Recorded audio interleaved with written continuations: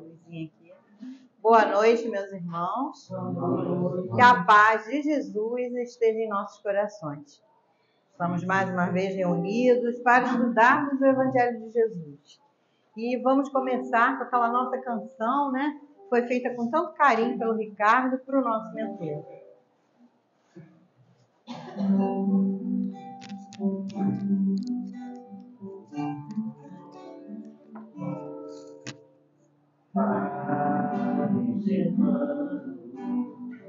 Olhai por nós, dai-nos a bênção do Senhor.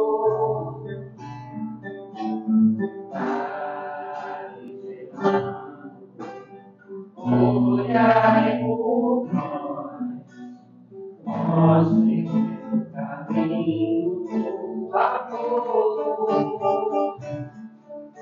Espírito simples, mas superior, sempre vamos a nos amparar. Espírito vivo e fundamental, mas seu amor é imortal. Nosso SEAP é uma dádiva de luz, de caridade, Deus em nome de Jesus. Padre Germano, nosso Redentor, fonte de ternura e de amor. Padre Germano, nosso Redentor, fonte de ternura e de amor. Oh, oh, oh, oh. Lindo. Obrigada, meninos. Bom, vamos agora fazer uma página de abertura, né? Para harmonizarmos o ambiente e, com certeza, né, recebermos algum recadinho dos nossos irmãos. O livro é Caminho, Verdade e Vida, a mensagem é de Manuel, recebida pelo nosso irmãozinho Chico. Capítulo 24, o tesouro enferrujado. O vosso ouro e a vossa prata se enferrujaram. Está em Tiago, capítulo 5, versículo 3. Os sentimentos do homem, nas suas próprias ideias apaixonadas, se dirigidos para o bem, produziriam sempre, em consequência, os mais substanciosos frutos para a obra de Deus. Em quase toda parte, porém, desenvolvem-se ao contrário, impedindo a concretização dos propósitos divinos com respeito à redenção das criaturas. De modo geral, vemos o amor interpretado tão somente à conta de emoção transitória dos sentidos materiais. A beneficência produzindo perturbação entre dezenas de pessoas para atender a 3 ou 4 doentes. A fé organizando guerras sectárias. O zelo sagrado da existência criando egoísmo fulminante. Aqui, o perdão fala de dificuldades para expressar-se. Ali, a humildade pede a admiração dos outros. Todos os sentimentos que nos foram conferidos por Deus são sagrados.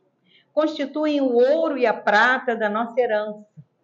Mas, como assevera o apóstolo, deixamos que as dádivas se enferrujassem no transcurso do tempo. Faz-se necessário trabalhemos afanosamente para eliminar a ferrugem que nos atacou os tesouros do Espírito. Para isso, é indispensável compreendamos no Evangelho a história da renúncia perfeita e do perdão sem obstáculos, a fim de que estejamos caminhando verdadeiramente ao encontro do Cristo. Bom, é como sempre, né? O nosso puxãozinho de orelha, porque muitas das vezes nós nos preocupamos com o ter, né? E deixamos o ser para lá. E o que nós carregamos? Nesse tesouro enferrujado a gente carrega do material, mas do espiritual a gente carrega. Então a gente tem que ter cuidado, né, com o nosso espírito, para não deixar que a ferrugem atrapalhe a nossa evolução espiritual. Porque é para isso que reencarnamos, para melhorarmos, para resolvermos as nossas pendências com Deus, né? Então vamos, a cada situação que nos aparece, pensarmos, né, sempre em Jesus, porque Ele, né, tem todas as respostas. Então fica aí a mensagem dessa noite. Vamos agora fazer a nossa prece para iniciarmos o estudo. E nesse momento, elevamos o nosso pensamento ao alto, pedindo a Deus, a Jesus, que permitam que Germano e toda a sua falange de trabalhadores estejam aqui, trabalhando por nós. Cada um entrou nessa casa com um objetivo, com algum pensamento. Ao pensarmos em vir, a espiritualidade já estava trabalhando a nosso favor. Aproveitemos o momento, aproveitemos o estudo, aproveitemos os fluidos que vamos receber aqui para nos fortalecer, para que a espiritualidade possa nos inspirar e nos intuir. E assim, pedimos também que ela o faça com o nosso irmãozinho Henrique, que fará uso da palavra. Que possamos também lembrar desses irmãozinhos, cujos nomes vocês colocaram ali na caixinha, irmãozinhos encarnados ou desencarnados, que necessitam das nossas vibrações. E assim, então, agradecidos por tudo que já começamos a receber e receberemos até o final da reunião, pedimos a permissão para dar início aos estudos desta noite. Que assim seja, graças a Deus. E hoje, com muita alegria, recebemos aqui o nosso querido, né, trabalhador da Rádio Rio de Janeiro, olha só, incansável, né? Vocês viram, cansa, né? Mas incansável na persistência. Ah, sim. Né? Porque senão... É verdade. Né? Depois ele vai falar um pouquinho da Rádio Rio de Janeiro no final. Não, só isso, ouça a Rádio Rio de Janeiro. Pronto, tá bom. Gente, é a única rádio espírita, né? A única rádio espírita aqui no Rio de Janeiro, né? É verdade. É aquele cantinho de socorro, 24 horas. Liga lá, gente, porque sempre vai ter alguma coisa muito boa pra gente ouvir. Não preciso nem falar nada, né? Bom, boa noite a todos. Uma alegria estar aqui, pessoal da internet. É bacana, eu estava pensando o seguinte, muitas casas aqui eu não vi, não. Mas está assim, o silêncio é uma prece. Já teve aqui. Já teve, né? Porque não tem silêncio. E é interessante pensar um pouco nisso. A gente vai amadurecendo, eu estou falando a gente de uma maneira geral, o movimento espírita. Sim. Ele vai amadurecendo. E se você for no budismo, né, o budismo ele fala assim, na iniciação, fala assim, ó, silêncio não é ausência de palavra. Uhum. Não é ausência de palavra. Porque, às vezes, para você serenar uma pessoa, você precisa falar com ela. Né? Às vezes não é o olhar, a respiração. Né? E a criança, como é que a gente serena a criança? Né? Cantando uma cantiga, né, Ricardo? E na hora que vocês estavam cantando o hino, gente, tudo tremia. Não estou brincando, não. Estou falando, não é mediunidade, não. Tremia. Botei a mão na mesa. Eu até fiz o caso, botei a mão na mesa. A mesa tremia de vibração de vocês cantando. A segunda parte, então, que é vigorosa, eu fiquei bem emocionado. Eu nunca tinha prestado atenção no hino. Nunca tinha prestado atenção. Né? Peço até perdão a vocês, mas não sei. Mas eu ouvia com muito carinho tudo, mas nunca tinha prestado atenção. E eu fiquei fazendo essa reflexão né, do silêncio, e muitas vezes a gente tem que fazer muito barulho. Mas que barulho é esse? Esse som amoroso do cantar, do se pronunciar, que é uma coisa que os Espíritos falam para a gente, que é louvar. Está lá no Livro dos Espíritos, está entre a pergunta 1 e 1019, e que fala lá, né, que como é que se ora. E os Espíritos superiores falam, olha, você louva. Como é que você louva? Louvar é uma exaltação, é você reconhecer, né? O sol brilha porque Deus criou o sol. E a gente pode louvar de diversas formas, cantando, por exemplo, como vocês fizeram. E eu gostaria muito depois de aprender a letra, que a próxima vez eu canto junto. Mas aí a gente percebe que tem alguns conceitos que são perigosos, né? Então, o silêncio é uma prece, a gente pode consertar. O silêncio nem sempre é uma prece. Porque às vezes a gente precisa falar, a gente precisa chegar no centro espírita e falar alguma coisa, conversar, bater um papo, estar sentado no chão, começando a corricar. Né? E a gente conversando, e isso foi muito bom. E é claro que aí o silêncio é outro, né? O silêncio é outro.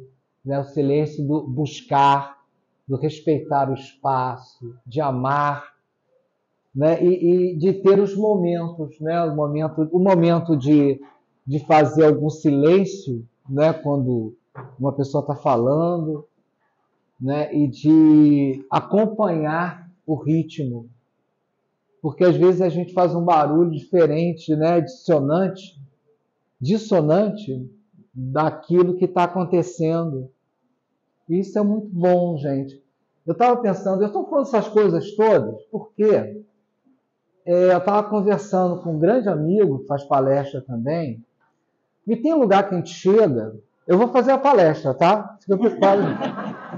Mas a gente chega a alguns lugares, tanto espírita, né, que dá um bloqueio, e que o troço não sai, não é? E aquele negócio, eu não quero me gabar, não, mas eu gosto de falar, eu falo com desenvoltura, não é? Sou comunicador. E, gente, o troço encrenca de uma maneira que fica esquisito. Aí você, não, mas aí isso é porque são mais vibrações, né? Até é. Mas não é do centro espírita, né? É alguma coisa que acontece, né? Tudo bem, pode causar, pode ser invigilância, pode. Mas quando a gente chega numa casa que está harmonizada, né? É outra coisa. E harmonizado não quer dizer, tem gente aqui que está mal, de repente eu também estou com um problema aqui, querendo resolver. Não é isso que eu estou falando, eu estou falando da harmonização, da gente estar aqui com um propósito, independente dos nossos problemas. E isso a gente sente, isso é legal, isso é bacana. Bom, a gente vai falar, né, de um assunto que eu acho muito bacana, que é a estranha moral, que são aquelas frases que o Cristo falou e que deixou assim alguma dor, deixou dúvida no ar, as pessoas usaram mal. Foi muito esquisito, né? Por exemplo, as cruzadas, elas tiveram como base, eu não vim trazer a paz, mas a espada. Muita guerra começou assim. E, quer dizer, as pessoas não entenderam nada, né? Tá rolando fla-flu, vocês sabem, né? Então, olha só, cuidado, eu sou fluminense. Então, muita guerra começou por causa disso, gente. Por causa das palavras mais interpretadas. E a gente tem muito problema com o Velho e o Novo Testamento, porque eles passaram por revisão. Muitos revisores, né? Uma das revisões mais difíceis foi de São Jerônimo, que o Papa pede que ele faça uma revisão, a revisão das revisões. E o que aconteceu? Se vocês pegarem um prefácio que ele escreve para o Papa, ele fala assim, eu fiz o que pude e tive que fazer algumas adaptações. Ele fala assim, tá? E não fui eu que disse isso, quem falou isso foi Leon Denis, no livro Cristianismo e Espiritismo, editado pela FEB. Então, gente, teve coisa mudaram, alteraram coisas. Mas antes mesmo, né? Não, antes não. Os evangelhos estavam sendo escritos enquanto Paulo estava correndo a terra dos gentios, e Paulo falou, olha, tem 3 maneiras de ler essas coisas. E a melhor é com o coração. E a gente lê com o coração. Agora, para a gente ler com o coração, a gente tem que entender o que o Cristo esteve fazendo aqui. A gente tem que entender o Evangelho. E para entender o Evangelho, tem que ler. Tem que ler, gente. Esse estalo cobriu aqui, deve ter estalado, deve ter todo mundo lá. Mas a gente tem que ler. E é uma coisa que a gente tem um Evangelho toda segunda-feira, né, online. E eu desafio a galera, gente, pelo menos 15 minutos de evangelho, pelo menos 15 minutos, né? Aí eu fico com pena 5 minutos, né? E aí teve um dia que eu estava tão assim, né, ansioso, eu peguei Minuto de Sabedoria e li, deu 1 minuto e meio, não, deu nem 1 minuto, o Minuto de Sabedoria não dá 1 minuto, né? E como eu sou mal, eu fazia um estudo numa casa do Evangelho, muitos anos. Eu fiz o estudo do Evangelho, que está aqui. Né? E aí chegava, e aí, gente, leu? Claro que ninguém lê. Né? Aí, eu sabendo que ninguém ia ler, aí eu peguei o trecho lá, que era um trecho, não lembro qual era, né? Tipo assim, caridade com os criminosos. Né? Aí eu li com calma, contei. Deu mais ou menos, gente, 4 minutos e 30, se eu não me engano. Foi um trecho mais ou menos assim. 4 minutos e 30. Né? Cheguei, né, cheio de maldade no coração. E aí, leram? Aí, não, porque eu não tive tempo. Uma semana, né? Não, porque eu não tive tempo. Não, porque não sei o quê. Gente, olha só. A semana tem 80 mil segundos. Não, 80 mil minutos. É isso? O Cam fez essa conta lá. O Cam é meu parceiro, ele gosta de fazer conta. Mas aí eu fiz a conta na hora, a semana tinha não sei quantos, algumas centenas de... Não chegava o quê? Não lembro mais, gente. Mas tinha muitos minutos. E ler aquele trecho levava 4 minutos. Quer dizer, você não teve, na semana, 4 minutos na sua vida para ler o Evangelho de Jesus? Então é isso que a gente tem que começar a ter esse hábito de ler o Evangelho. Porque se você não lê o Evangelho, você não consegue meditar sobre boas coisas. Se você não meditar sobre boas coisas, você não consegue sentir esse Evangelho dentro de você. Se você não conseguir sentir o Evangelho dentro de você, você não consegue viver o Evangelho. Mas isso tudo você tem que começar lendo o Evangelho. Tem que conhecer o Evangelho. Então, isso é importante, porque senão a gente vai chegar nesse ponto aqui da estranha moral, que muita gente vai seguir ao pé da letra. E a gente sabe que, né, tem muitas religiões que leem ao pé da letra. E aí puxa a espada, puxa a arma. Né? E a gente vê aí muita gente, né, fazendo apologia ao uso da arma. Né? E claro que, gente, a arma tem que existir, pelo amor de Deus. A gente vive num mundo ainda bélico. Não é? Tem que guarnecer fronteira. Não é? Então pode ter uma invasão. Né? Infelizmente é assim. Mas você não precisa andar armado. Deixa isso com as pessoas que têm capacidade para isso. Como todo mundo tem. Né? Por isso que eu não me meto a consertar nada dentro de casa. Não é? Então, eu não vou botar uma arma na minha mão porque provavelmente eu vou me matar. Né? Não por suicídio, por inabilidade. Então, percebam isso. Então, o que acontece? No capítulo 23, o Kardec vai dedicar a quê? A explicar esse negócio aí. A toda essa estranha moral. E que tudo faz sentido, gente. Primeiro, odiar pai e mãe. Não é? Todo mundo aqui já odiou pai e mãe. Quem na adolescência não quis ir a uma festa? Né? E aí começa, com quem você vai, aonde você vai, qual você vai votar. Todo mundo odiou o pai e a mãe. Né? Mas não é esse caso aqui. No caso aqui, o que acontece? O Kardec já começa explicando para a gente que a língua hebraica era muito pobre. Então, olha o problema já da tradução aí. Traduzir é muito difícil. né? Toda a glória aos tradutores, porque, poxa, né? Uma tradução bem feita é tudo de bom. E a gente, olha só, Guilhom Ribeiro, né? Com uma crítica às mesóclides da vida, né? Guardar-vos-ei, né? Que até falar difícil, mas, puxa, é uma obra primorosa, né? Precisa realmente, o Evangelho precisa aí dar uma modernizada, né, na língua, mas a estrutura que o Guilhom deixou, gente, é maravilhosa.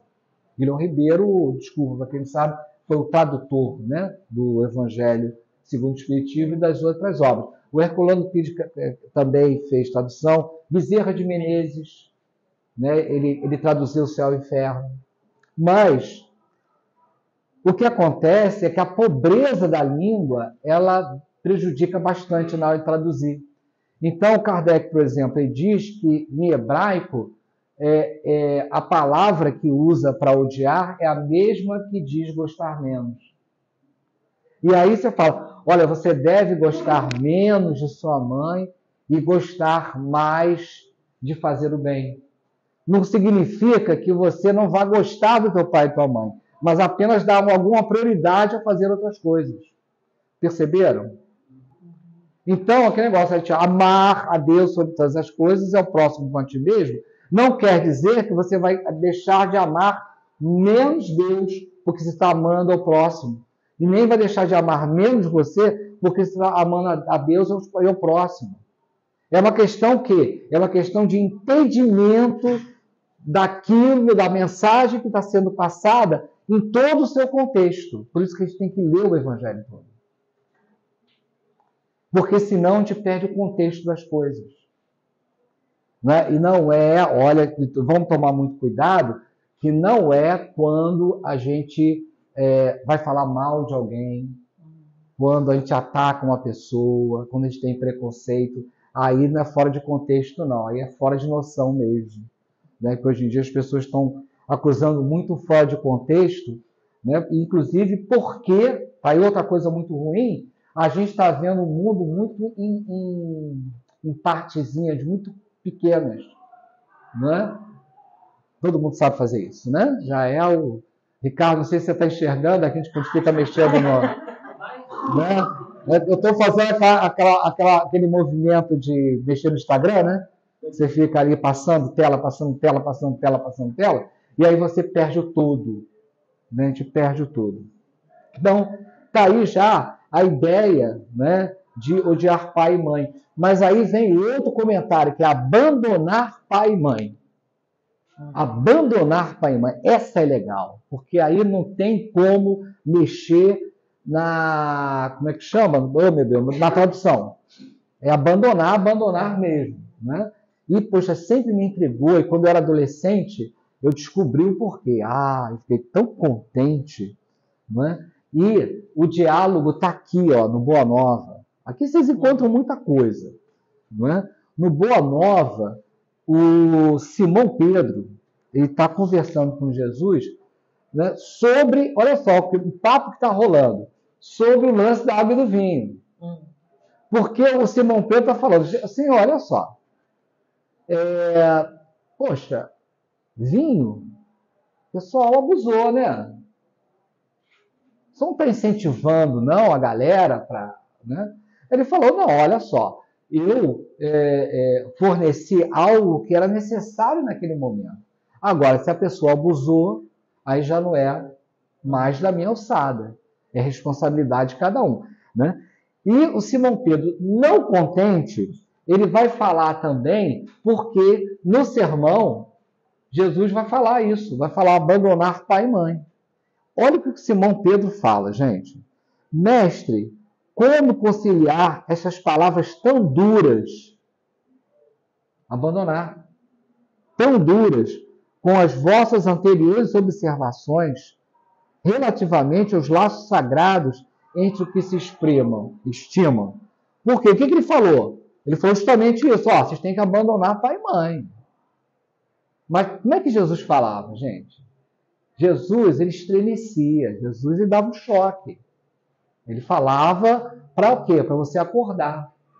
Não é? Então, porque a gente fica vendo filme, né? Gente, Jesus não pregava de manhã nem de tarde, porque essa hora a galera estava trabalhando. Não tinha público. Ele pregava no final do dia, ou no começo da manhã, ou no meio do dia. Não é? É porque o pessoal trabalhava. As pessoas não ficavam à toa esperando. Não é? Não. Então, e as pessoas estavam cansadas. E as pessoas eram limitadas. As pessoas nunca tinham ouvido. Olha, dá para você amar o seu inimigo? Não. Não. Pelo amor de Deus. As pessoas nunca tinham ouvido, olha, imagina um agricultor ouvindo isso. Você joga semente assim na pedra, joga semente no meio de espinheiro, aí o agricultor só está olhando, né? Aí depois joga a semente até a terra fértil, agora ele está falando alguma coisa que preste. Aí no final, o que fala? Senhor, eu não entendi essa história de jogar semente para pássaro comer, não. Meu dinheiro não está sobrando. Está pensando o quê? Tem semente para ficar dando para pássaro? E aí Jesus explicou. Ele não explicou só essa parábola. Ele explicava todas. Porque era muito difícil. As pessoas não pegavam isso no ar. E o Simão, ele fala, olha, essas palavras você pegou pesado.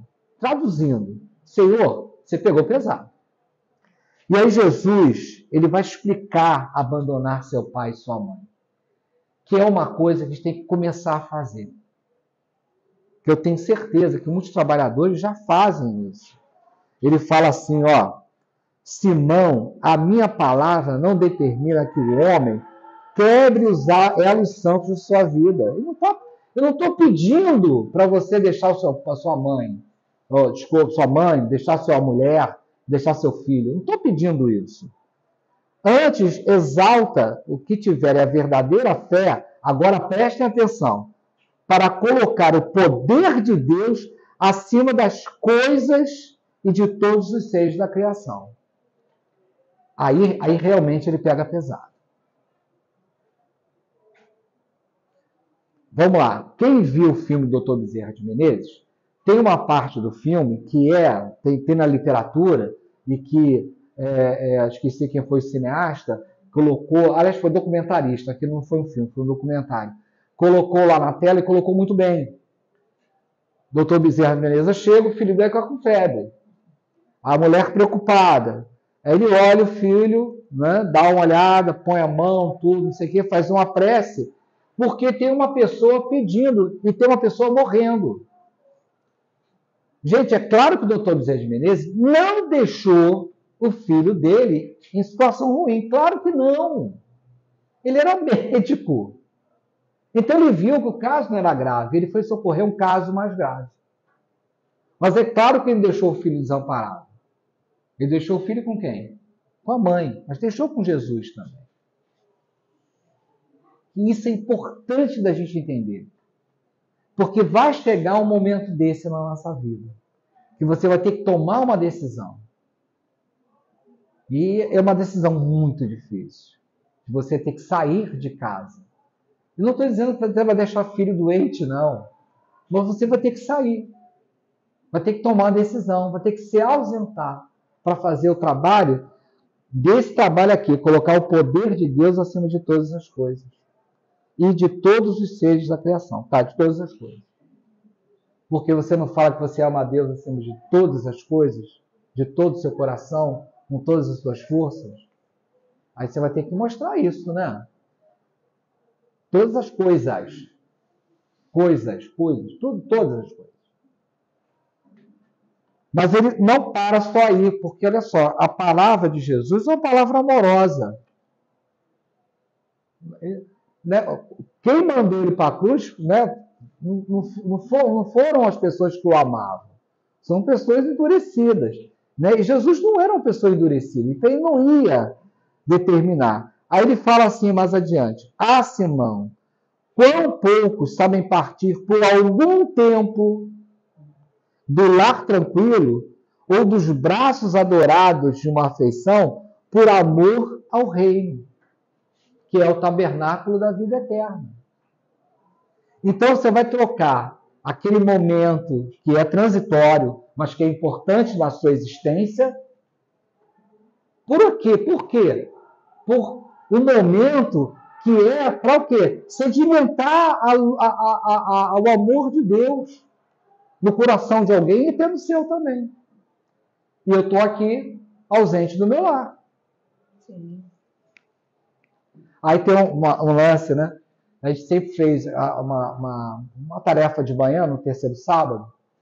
A gente fez durante mais de 30 anos. Depois a tarefa ela se extinguiu. Mas foram 30 anos fazendo uma delícia de tarefa. Né? E aí meu filho era muito pequenininho, que o cara que me trouxe aqui até, né, cara, ele tinha uns 4 anos, mais ou menos. Eram 4 aninhos, que ele falava, já se articulava, já falava, né, já atendia telefone. E aí eu estava saindo, papai, você vai aonde? Eu vou visitar os pobres. Né? Deu para entender. E aí eu saí, e aí tocou o telefone, ele atendeu.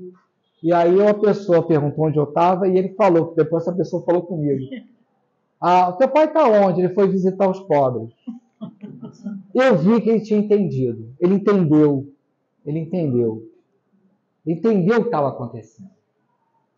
E isso é muito gratificante. Por quê? O que acontece? Né? Gente, você trabalha a semana toda, aí uma coisinha mais gostosa do mundo. Né? Acorda de manhã, você fica ali, brinca com ele, você tem que sair. Ai, nossa, é muito doloroso. Mas existem dores maiores no mundo. E aquela ausência temporária, que era até meio-dia, mais ou menos, saía 8, voltava meio-dia, valia a pena. Valia a pena. Não é? E não é um trabalho meu, é um trabalho conjunto, mas era para garantir que filhos pudessem ver seus pais no futuro, que pais pudessem cuidar dos seus filhos no futuro, e para que as pessoas entendessem a grandeza do reino de Deus. Então, isso é um trabalho de todos nós. É uma ausência temporária. Né? E vamos lembrar que a vida é eterna, né? E essa existência a gente tem que aproveitar o máximo que puder. Bom, então passa esse, aí depois vem deixar os mortos e cuidar de enterrar seus mortos. Não? O pessoal cético adora essa parte, ele fala, viu, Jesus, tem a mínima compaixão, né? Deixar todo mundo em sepulcro aí, vai ser uma loucura. Né? E é claro, gente, aí o Emmanuel resolve esse problema para a gente com tanta graça. Está aqui, ó, Acorda e Ajuda no Fonte Viva, que é o capítulo 143, né, que ele fala, né, que daquela parte, né, segue-me e deixa os mortos o cuidar de enterrar os seus mortos.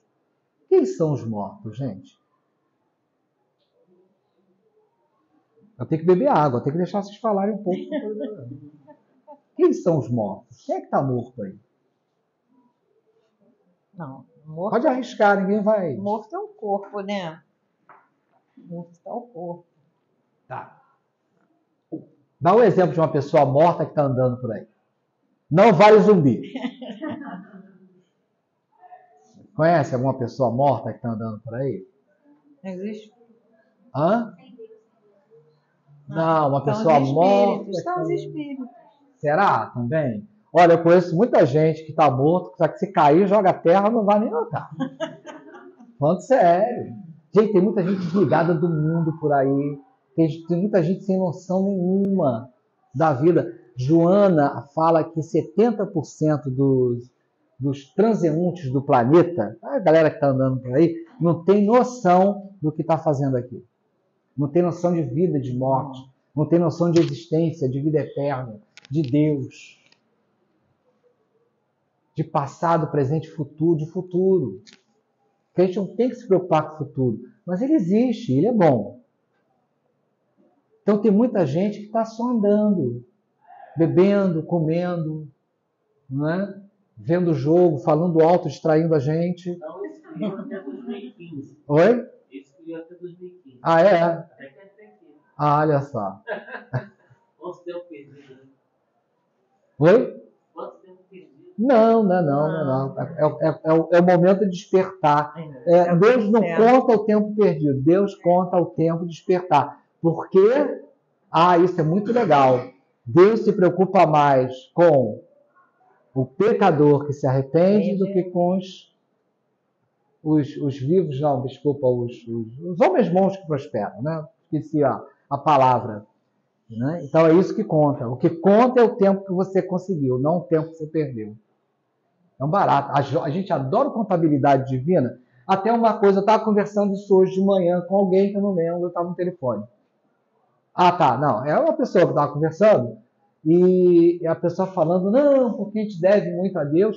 Gente, Deus não é banqueiro. Eu estou cansado de falar isso agora. Deus não é banqueiro. Deus não cobra nada de você. A gente não deve nada a Deus. Não deve. Não é? Ah, mas no Evangelho tem que falar. Fala porque, gente, é uma figura de linguagem. Isso vai sair do Evangelho daqui a alguns anos. Vão mudar. Porque o que diz a doutrina? A doutrina espírita diz o quê? A doutrina diz o seguinte. Você encarna para aprender. Aprender aquilo que não foi aprendido. Então, a gente é quase como uma bolsa de estudo. A gente tem uma bolsa de estudo. Então, a gente tem um crédito. Que crédito é esse? É a vida, é a existência, perdão. A vida a gente tem, né? A gente tem uma existência. A gente tem esse crédito, né? O crédito de 100 anos. Tá bom? 100, 120. 120 anos. Não, tá bom? 130? Ainda mais. 140, fechou. Então, a gente tem 140 anos. Então, você tem aí uma bolsa de estudo de 140 anos. E essa bolsa vale todo dia. Você tem que utilizar, você tem que mostrar que você está... Né? Porque quando você ganha a bolsa de estudo, o que você tem que fazer?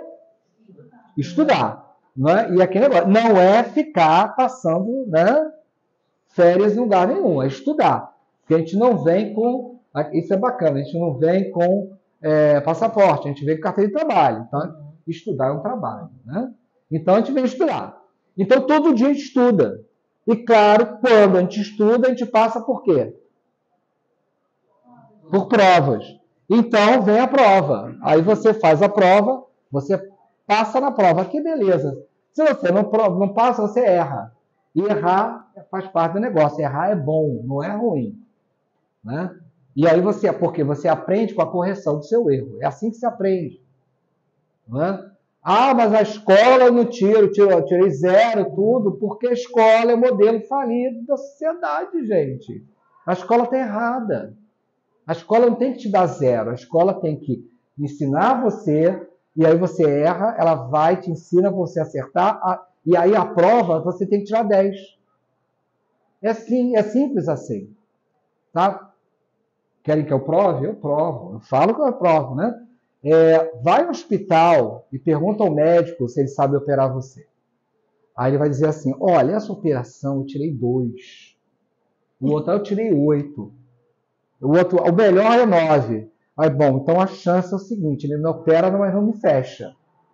Estou no lucro. Está no lucro? Claro que não! Os médicos todos tiraram 10. Os advogados tiraram 10. Os professores tiraram 10. Porque todo mundo se formou. Porque todo mundo completou. Então, a gente aqui, a gente completa. Deus faz a gente completar. Como? Pela bênção da reencarnação. Viu? Reencarnação, o pessoal vibra. O pessoal gosta de reencarnação. Viu? O time perfeito, né? Só quer saber agora quem fez o gol.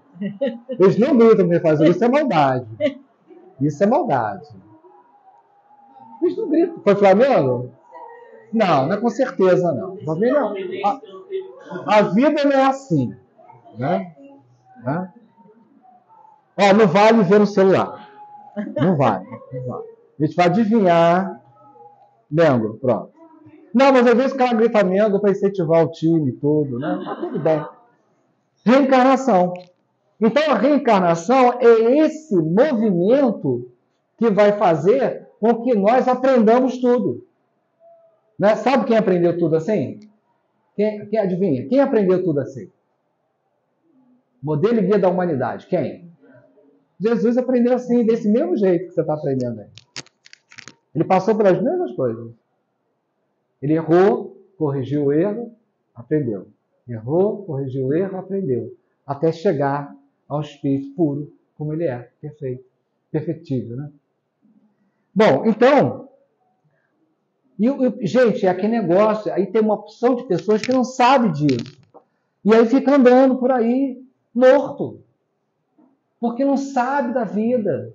Não sabe que tem reencarnação. Não sabe que tem lei de misericórdia. Não sabe que tem música de Ricardo Costa. Não sabe que tem a Rádio Rio de Janeiro. Né, que tem coisas que podem vivificar, como diz Paulo. Vivificar. Não as coisas que vão nos matar. Porque nada nos mata. Mas existem os mortos. Por isso que Jesus fala, deixa os mortos, cuidar de enterrar os mortos. Porque tem gente que não dá para fazer muita coisa agora. Agora, eu posso fazer, então vamos. Porque não dá para ficar com a pessoa agarrada no teu pé e você andando. Então é isso que Jesus falou. Larga de mim, deixa eu andar. Né? A tua hora chega, vai lá, conversa com ele. Bom, e para terminar, porque termina aqui, 10 para as 9? Isso. 10 para as 9, né? Para terminar, é a tradicional não vir trazer a paz. Aí tem umas traduções que é divisão e tem outras que é a espada, né? Mas, de qualquer maneira, Jesus chega, não vim trazer paz para ninguém. Está esperando tanto isso, Senhor. Né? E, gente, ele não veio trazer a paz que a gente imagina. Isso foi muito bom. Parece que ele dava umas falas assim que eram proféticas, né? E é muito profética essa, ainda mais nesses tempos de de consumo, né? Que a gente quer viver assim, né? Na beira da praia, né? E numa rede, beber um gado de coco, aquela história toda. E, infelizmente, a vida não é sempre assim. É claro que dá para fazer isso. Né? A gente tem férias é para isso. Inclusive, Jesus conversando com Bartolomeu, neste livro aqui tem uma conversa de Jesus com Bartolomeu, que o cara estava deprimido pra caramba. Né? Era uma coisa bem interessante, porque era um trabalhador, ele era um discípulo, estava se esforçando para burro, e ele via Pedro, ele estava vendo Tiago trabalhando, ralando, seguindo Jesus. Ele não conseguia, porque ele tinha que trabalhar e a família estava em cima dele. Ele se sentia culpado. Olha só, ele se sentia culpado. E ele bate um papo com Jesus uma madrugada, e aí ele entende que ele vai ter o tempo dele. Ele entende que ele tem que enfrentar certas situações. Né? Ele entende que ele pode abrir mão de muita coisa. E ele se liberta.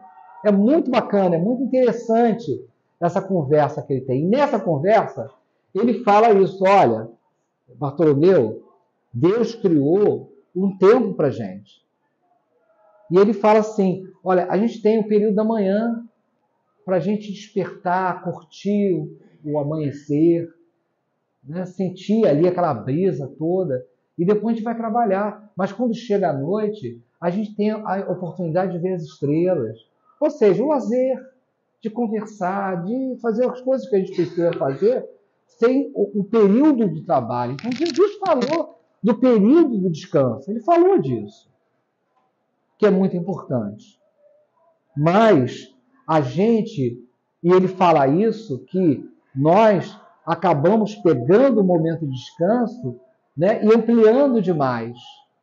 E a gente fica pensando apenas no fim de semana, as pessoas que vivem em função de fim de semana. E aí, gente, espírita não tem fim de semana direito, não, né? Porque aí sábado sempre tem uma coisa, né? Tem, né? Isso que o espírito está no ar, estava Ricardo lá.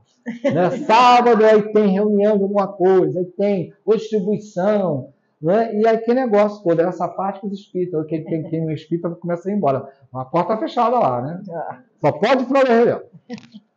Mas esse ponto, é o sacrifício que Paulo fala para a gente. De fazer o algo mais. Porque chegou o tempo que a gente não tem que fazer mais, é fazer um pouco mais.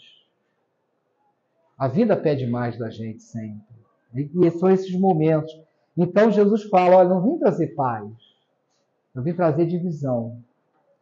E, de fato, é. Porque na Gênesis, esse livro aqui, a Gênesis, se estiver aqui, está aqui? A Gênesis está aqui. O último capítulo da Gênesis são chegados os tempos. Tem uma música linda, são chegados os tempos, não temos tempo a perder. Já foi lançada a semente, há tanta coisa a se fazer. Não é? Então, e está aqui sinais dos tempos. E sabe o que os Espíritos falam para a gente? Eles falam assim, olha, não é mais a Terra que vai se mexer, não. O mundo não vai se acabar em terremoto, o mundo não vai se acabar. E não é a Terra que vai se mexer, não. Não é a Terra que vai torcer. Que vai torcer é o nosso intestino. São as nossas entranhas. E a gente está sentindo isso, não está, não? Não é tão polarizado, na esquerda, direita, né? O mundo em guerra, né? O Flamengo jogando com o Fluminense, a gente não sabe o placar direito, não é? Torce, né? Eu acho que o Nelson Rodrigues falava, né, das coisas menos importantes, o futebol é a mais importante, né? Mas que até torce o intestino da gente de uma maneira muito ruim. Mas os espíritos estão falando isso para a gente. A gente está se contorcendo por dentro, tem muita coisa acontecendo.